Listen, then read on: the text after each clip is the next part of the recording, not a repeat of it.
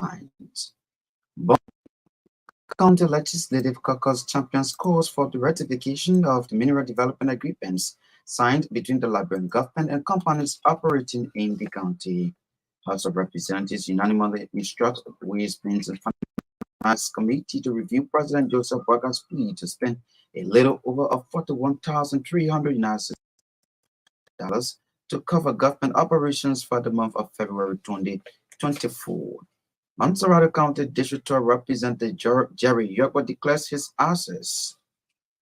In foreign news, South African troops in the Democratic Republic of Congo have suffered their first fatality since their recent deployment to squash a rebellion. Those were the headlines. Now the news in detail. Bond County Legislative Caucus has championed calls for the ratification of the mineral development agreements signed between the Liberian government and companies operating in the county. The decision of the caucus comes days following calls by Bond County District 7 Representative Foley Family calling for the ratification of the mineral development agreement signed between the Liberian government and China Union. Speaking at a news conference Thursday, the chair of Bond County Legislative Caucus, Prince Moyi, said the caucus would ensure that concessions in the county are revisited. Senator Moyi named China Union, M&G Goldman, and ArcelorMittal as companies they have received complaints about not living up to their social corporate responsibilities. According to Senator Moyi, the current caucus of that county would not venture into what he calls business as usual, but will rather seek the interests of the county in the areas of development. The Bond County Legislative Caucus chair alleged that China Union has not passed through the proper operational channel. As such, the company is yet to live up to its obligations in the MDA. While Senator Moyi has argued that Bond County has been denied representation on the board of ArcelorMittal, despite of the company using the county for its railway, but said such would not be allowed under the watch of the new caucus.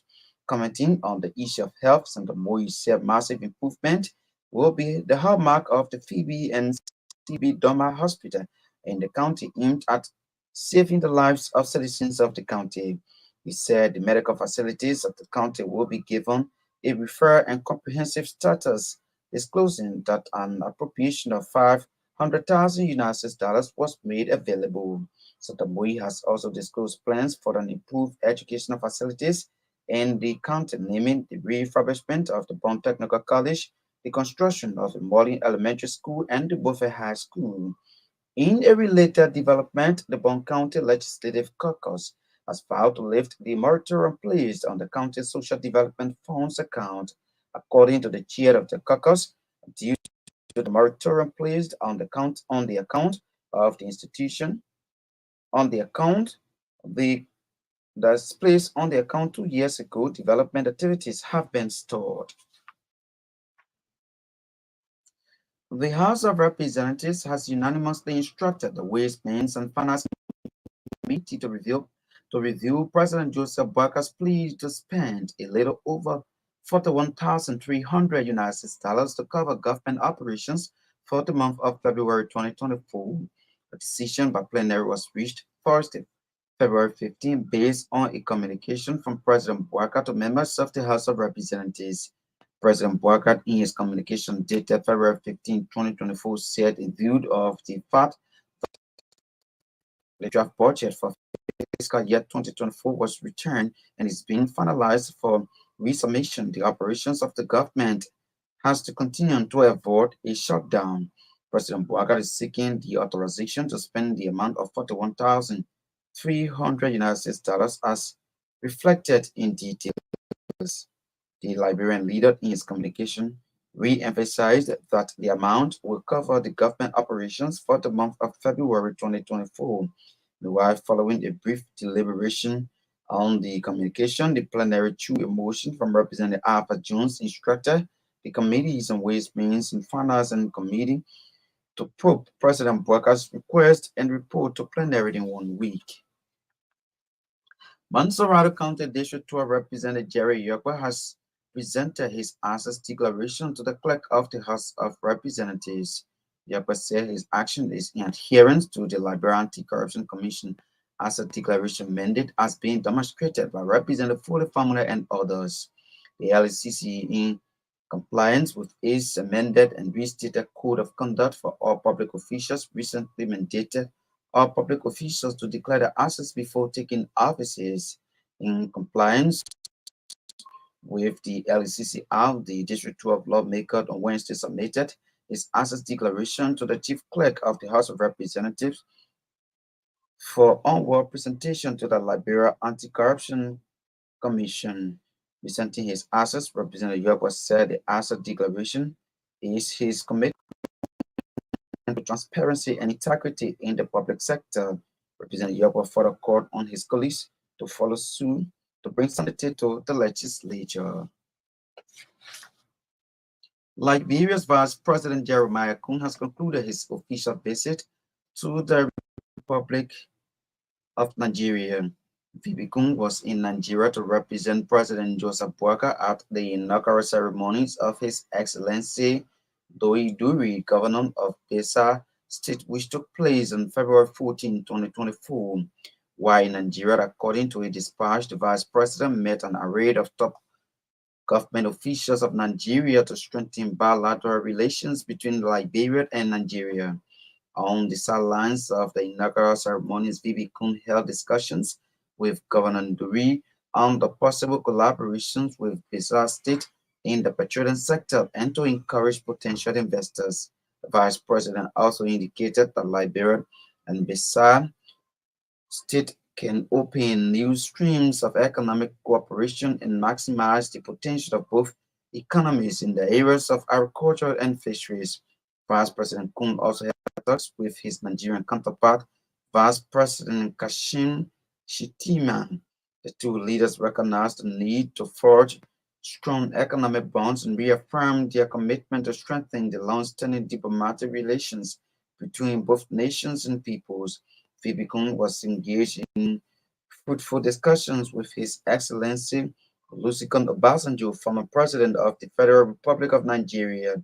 The meeting centered on the democratic gains Liberia has made and the need to form strategic global and regional partnerships for economic development. Besa State is famously called the glory of all lands and contains Nigeria's largest gas reserve or crude deposits. The state has immense potential in the petroleum industry, agriculture, and fishery. Vice President Kun will travel to the Kingdom of Morocco later today to attend the parliamentary conference on South South Cooperation and address the forum on February 16, 2024. The Consortium of Rubber Sector Actors of Liberia, COSAD, has ended a one-day forum in Saclapinima County. According to the group, the forum was intended to bring together actors in the rubber sector to discuss the importance of a free market system. The release disclosed that the forum had in attendance 150 participants from across Nema County to seek demonstration of the negative impacts of Executive Order number 124, which emphasized the poor condition of rubber farmers and actors in the sector. Participants at the forum further expressed disappointment in the way government for the continuous memorandum on the exportation of unprocessed rubber, something which they said was at the detriment of the farmers. According to the group, the act by the Weir government undermines the growth of the Liberian rubber farmers and the sector at large. The forum was held under the theme promoting free market system on the basis of willing sellers, willing buyers as way forward for sustainable economic growth. And in foreign news, South African troops in the Democratic Republic of Congo have suffered the first fatalities since their recent deployment to squash a rebellion. 2 soldiers were killed and 3 were injured after a mortar bomb landed in their base on Wednesday.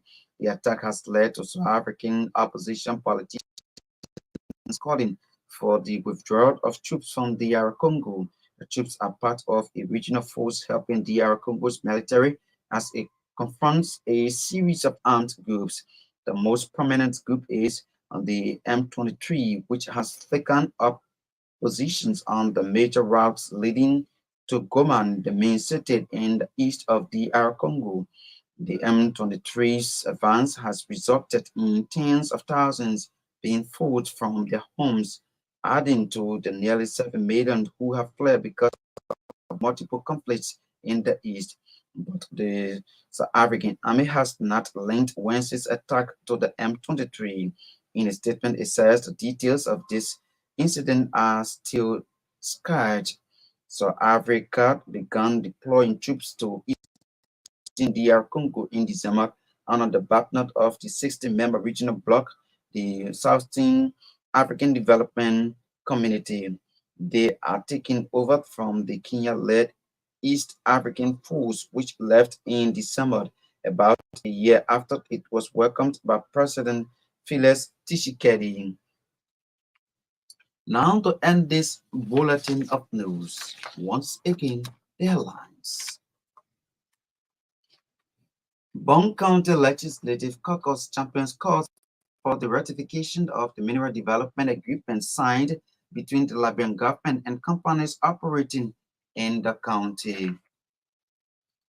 House of Representatives unanimously instruct the Ways, Means, and Finance Committee to review President Joseph Boaká's plea to spend a little over $41,300 to cover government operations for the month of February 2024. Mansourata County District 2 Representative Jerry Yapa declares his access to the clerk of the House of Representatives. And in foreign news, South African troops in the Democratic Republic of Congo have suffered their first fatality since their recent deployment to squad a rebellion. That's Arsenal's Bulletin at 7. My name is Hanson Deka. Good evening.